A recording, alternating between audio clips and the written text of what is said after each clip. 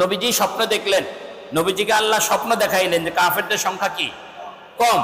নবীজি সেটা বললেনও সাহাবা ইকরামকে। এতে সাহাবা ইকরামের মনের ভিতরে কি বাড়ছে?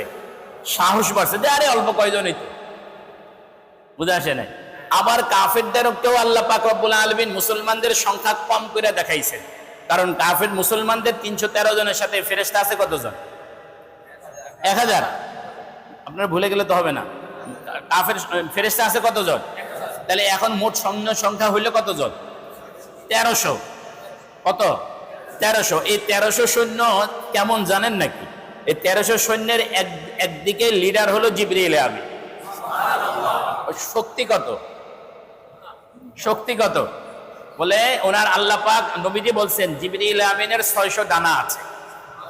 কয়টা ডানা?